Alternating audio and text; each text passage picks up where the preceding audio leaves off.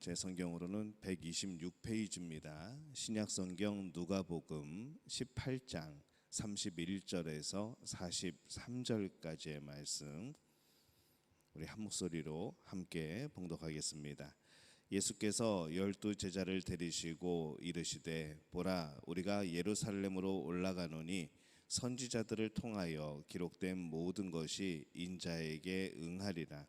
인자가 이방인들에게 넘겨져 희롱을 당하고 능욕을 당하고 침뱉음을 당하겠으며 그들은 채찍질하고 그를 죽일 것이나 그는 3일 만에 살아나리라 하시되, 제자들이 이것을 하나도 깨달지 못하였으니 그 말씀이 감추었으므로 그들이 그 이르신 바를 알지 못하였더라.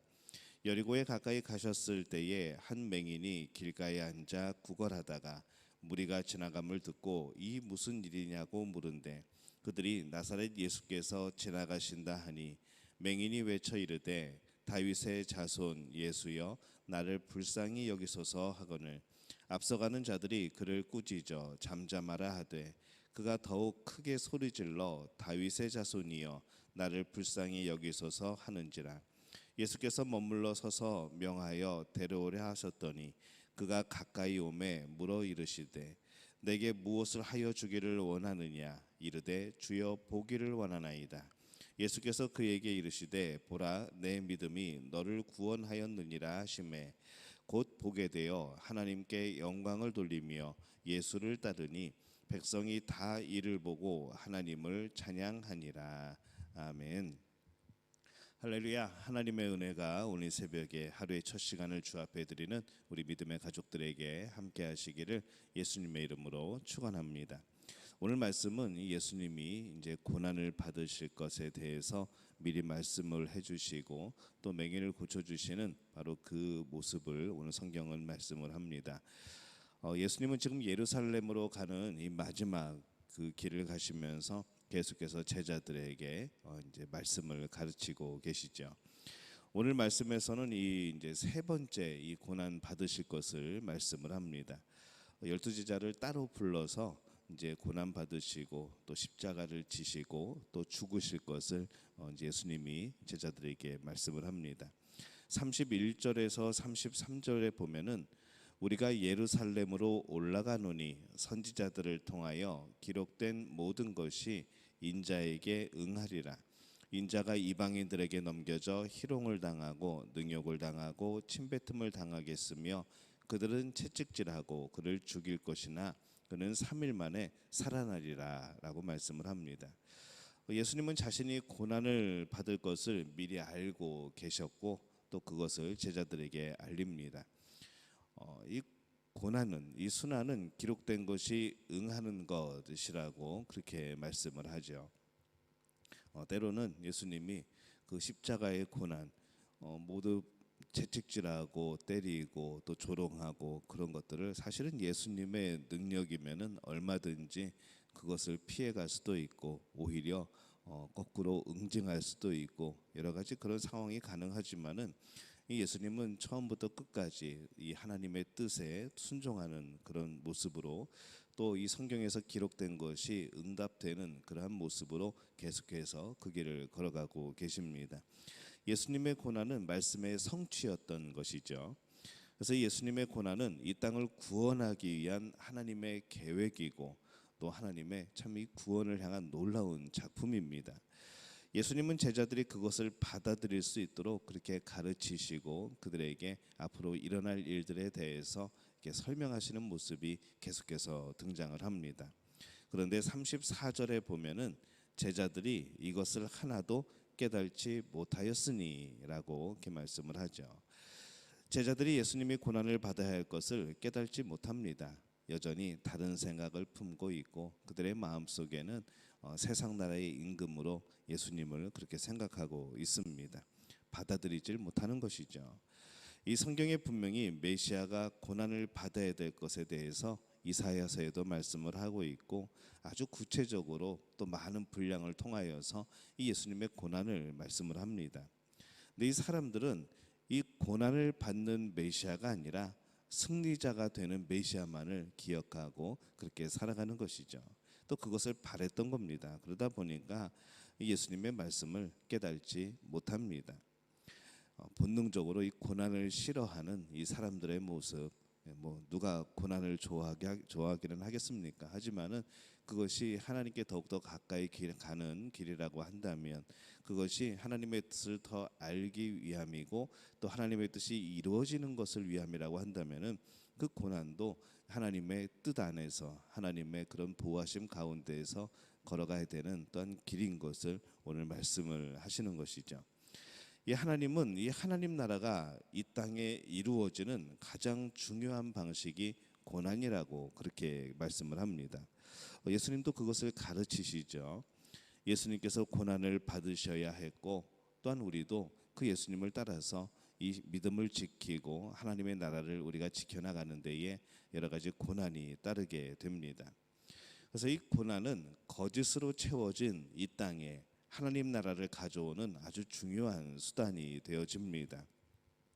모든 사람들이 고난을 싫어하기 때문에, 그런 어려움을 싫어하기 때문에 피해가고 또 거기서 구별되어지고 분별되어지는 것이죠. 그러나 이 하나님을 신뢰하는 사람은 그 고난조차도 하나님의 뜻 안에서 하나님의 보호하심 가운데 있다는 것을 믿고 그 고난을 잘 견디고 때로는 헤쳐나가는 그런 모습을 보입니다. 예수님께서 그러하셨고 또한 우리들도 그러한 모습으로 살아가고 있는 것이죠. 우리가 믿음이 없을 때는 그것을 잘 구별하지 못하고 깨닫지 못합니다. 제자들도 그랬습니다. 그러나 그 이후에, 그들의 믿음이 성장한 이후에, 그들이 성령을 충만히 받은 이후에 그들은 모두 순교할 정도로 그 고난을 받아들이며 오히려 그 고난을 기뻐하는 그런 모습을 보여주는 것이죠. 이 하나님 나라를 위하여 고난을 받는 것은 어떻게 보면 굉장히 당연한 일이기도 합니다. 근데 우리가 때로는 그것을 너무 두려워할 때도 있습니다. 세상 나라에 하나님 나라가 자리 잡기 위해서 영적인 싸움이 계속되는 것이죠. 또 고난이 있을 겁니다. 고난을 두려워하면은 하나님 나라를 깨달을 수 없고 또 그 나라를 전할 수도 없습니다. 예수님께서 여리고에 들어가실 때에 한 맹인이 길가에 앉아 있습니다. 맹인으로 살면서 얼마나 그런 어려움과 때로는 멸시를 받고 또 그런 비참한 그런 것을 경험을 했을까 생각을 해봅니다. 어느 날 맹인의 귀에 조금은 좀 특이한 그런 분위기가 느껴집니다. 사람들이 웅성거리고 전혀 듣지 못했던 사람들의 이야기들이 들리고, 유월절을 지키기 위해서 이 예루살렘의 사람들이 가는 그런 순례자들이 올라오는 그런 절기가 된 것이죠. 그러기에 많은 사람이 그 길을 통과하여 예루살렘으로 가고 있습니다. 근데 이전의 그런 분위기와는 조금 다른 그런 분위기를 이 맹인이 느끼게 됩니다. 그래서 그 소리에 귀를 기울이게 되었고, 이 사람들이 말하는 이 예수님에 대한 또 그 제자들에 대한 이야기를 듣게 됩니다. 그리고 소리 높여서 예수님께 긍휼을 구하죠. 38절에 보면은 예수여 나를 불쌍히 여기소서, 굉장히 처절하게 외칩니다. 이 사람들은 그를 꾸짖습니다.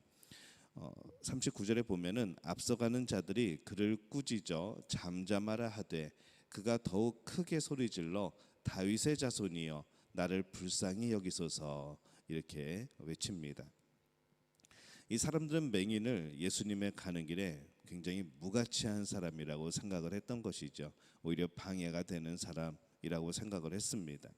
그들이 보기에는 이 맹인은 정말 보잘것없고 무시해도 되는 사람인지 모르지만은 예수님은 이 맹인에게는 정말로 가치 있고 중요한 분이었고, 또 그조차도 예수님 안에서는, 이 하나님 나라에서는 이 하나님의 나라의 증거가 되는 그런 또 놀라운 가치를 지닌 그러한 사람이었던 것이죠. 예수님이 그를 꾸짖는 것이 아니라 그 맹인의 부르짖음에 마음을 기울이십니다. 그리고 그를 고쳐주시죠. 이 하나님 나라에서 중요한 것이 무엇일까 우리가 생각을 해보면서 자신의 그런 어려움, 자신의 비참함을 깨닫는 겁니다. 이 땅의 나라에서 구원받을 수 없음을 아는 순간에 우리가 예수님을 만나기 이전에 우리의 죄를 먼저 깨닫게 되는 그 상황 속에서 우리는 참 비참한 존재가 되는 것이죠. 정말 죄로 가득 찬 우리의 모습, 정말 연약하고 정말 지혜 없는 어리석은 우리의 모습이 깨달아지면서 정말 인간이 이렇게 비참한 것인가, 인간이 이렇게 연약한 것인가, 참 이렇게 무가치한 것인가라는 것을 느끼게 됩니다. 그리고 그것을 해결할 방법을 찾기 위하여서 또한 그런 우리의 존재를 사랑하시는 분을 만난다는 그 순간에 바로 우리는 예수님을 영접하게 되는 것이고 성령이 임하는 것이고 하나님의 자녀가 되어지는 것이죠. 그래서 이 예수님을 만나는 그 과정의 이 처음 부분은 굉장히 우리의 자신이 비참하게 느껴지고 정말 죄로 가득 찬 그런 인생임을 깨닫게 되는 겁니다. 그것이 해결되는 과정, 그 순간이 바로 이 맹인의 지금의 모습입니다. 그래서 이 땅의 나라에서 구원을 받을 수 없음을 알기 때문에 그 사람은 비참한 그런 상황 가운데서 그러면 어떻게 할 것인가? 오늘 사람들이 웅성거리면서 예수님에 대해서 말씀을 하실 때에 그는 하나님의 나라를 느끼게 되고 하나님의 나라를 찾게 되는 것이죠. 이 그런 사람만이 하나님 나라에 들어가게 되고 또 하나님 나라를 살아가게 되는 겁니다. 그렇기 때문에 이때로는 이 비참함이 하나님의 나라를 찾는 중요한 계기가 되고 아주 하나님 나라에서 중요한 역할을 하게 되는 것이죠. 42절에 보면은 보라 내 믿음이 너를 구원하였느니라 이렇게 말씀을 합니다. 이 맹인은 보게 되었습니다. 근데 이 맹인이 구원을 받았다는 것이 단순히 보는 것만을 의미하느냐라고 생각하게 될 때에 오늘 이 예수님의 말씀은 너를 구원하였느니라라고 말씀을 합니다. 믿음이 너를 구원하였느니라. 단지 보는 것이 해결되는 것의 그런 수준의 것이 아니라 바로 이 사람은 그의 영혼이 구원받는 것을 경험을 하는 것이죠. 예수님을 찾음으로써 보지 못하는 것에서 구원받았을 뿐만 아니라 그의 영혼이 구원을 받게 됩니다. 다윗의 자손 예수여, 믿음의 고백이죠. 바로 그리스도를 메시아, 또 예수님을 메시아로 고백하는 그러한 고백입니다.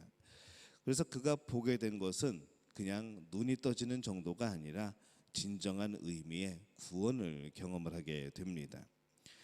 이 하나님 나라의 중요한 것은 세상 사람들이 생각하는 것처럼 화려한 것이 아닙니다. 오히려 고난이 있고 때로는 비참한 우리의 현실을 느끼는 것이죠. 이 땅은 멸망의 나라이기 때문에 이 땅에서 벗어나 하나님의 나라를 살아가기 위해서는 우리의 그런 마음의 변화가 필요합니다. 근데 이 변화의 시작은 무엇인가라고 생각을 하게 될 때에 고난과 내 자신에 대한 비참함 그리고 나를 사랑하는 하나님을 발견하는 그 모든 것이 하나가 되는 것이죠. 우리에게 중요한 것은 하나님의 나라를 아는 것이고 하나님의 나라를 살아가는 겁니다. 이 땅에서 편하게 살려는 것이 우리의 목표가 아니라 바로 하나님 나라를 살려는 것이 우리의 목표이고 또 그 하나님 나라를 살아가면서 진정한 하나님의 나라에 들어가는 것이 또 우리의 그런 목표입니다. 우리의 삶의 목표는 어디에 있습니까? 우리 삶의 그런 도구는 과연 무엇일까 생각을 해보면서 오늘 우리가 정말 하나님 앞에서 때로는 우리의 연약함 또 우리의 어리석음, 우리의 비참함을 깨닫는 우리 모두가 되어지시기를 바랍니다. 그럴 때 하나님께 더욱더 의지할 수 있고 하나님께 구할 수 있고 하나님의 도움 가운데 또 영광 돌리며 기뻐할 수 있고 감사하게 되는 그런 삶이 되어질 줄로 믿습니다. 오늘 하나님의 나라를 살아가게 될 때에 우리의 힘이 아닌 우리의 능력이 아닌 하나님의 능력으로 살아가게 되는 복된 역사들이 펼쳐지시기를 예수님의 이름으로 축원합니다.